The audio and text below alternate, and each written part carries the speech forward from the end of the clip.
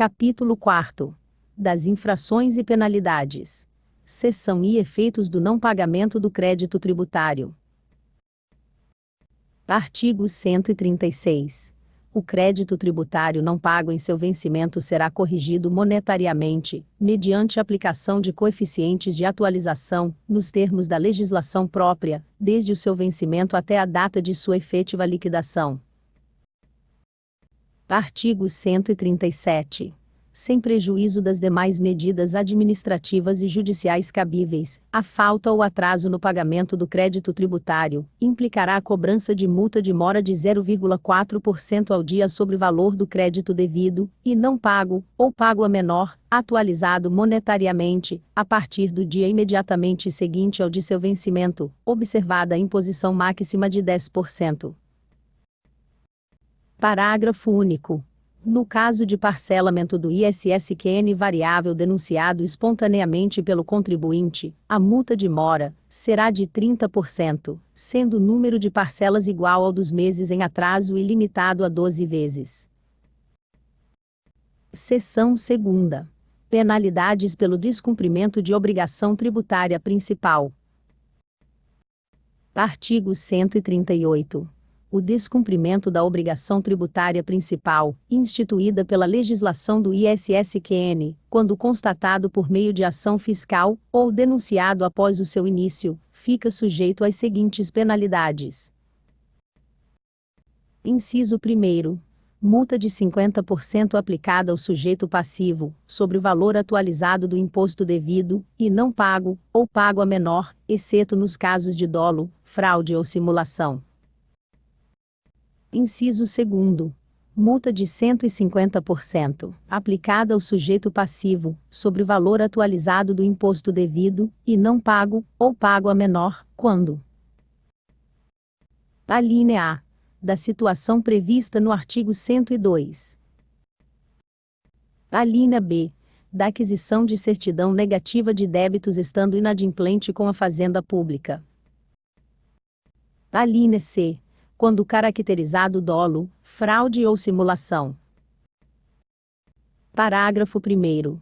Salvo prova inequívoca feita em contrário, presume-se o dolo em qualquer das seguintes circunstâncias. Inciso 1º.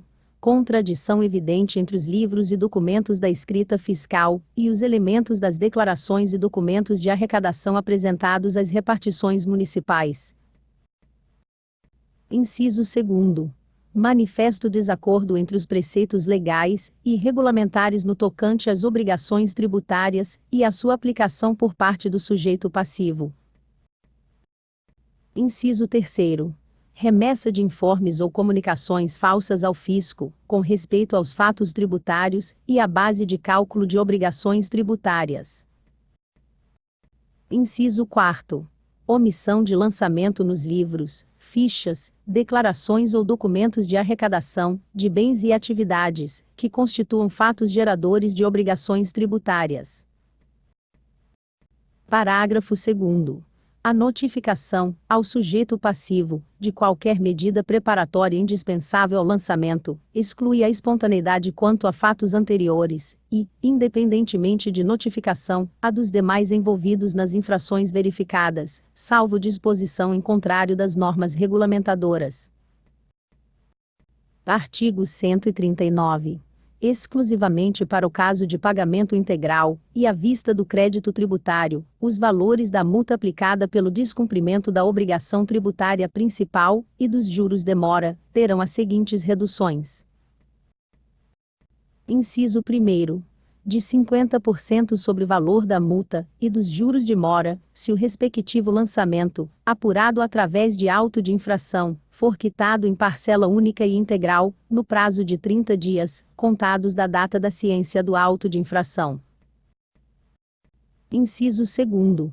De 20% sobre o valor da multa, e dos juros de mora, se o respectivo lançamento, apurado através de auto de infração, for quitado em parcela única e integral, antes do prazo que determina sua inscrição em dívida ativa, nos casos em que ocorre impugnação ou interposição de recurso. Parágrafo 1º. O pagamento efetuado na conformidade deste artigo implica desistência da impugnação e renúncia aos recursos eventualmente oferecidos independentemente de requerimento expresso nesse sentido. Parágrafo 2º. O disposto no presente artigo não se aplica a multa imposta por motivo de dolo, fraude ou simulação.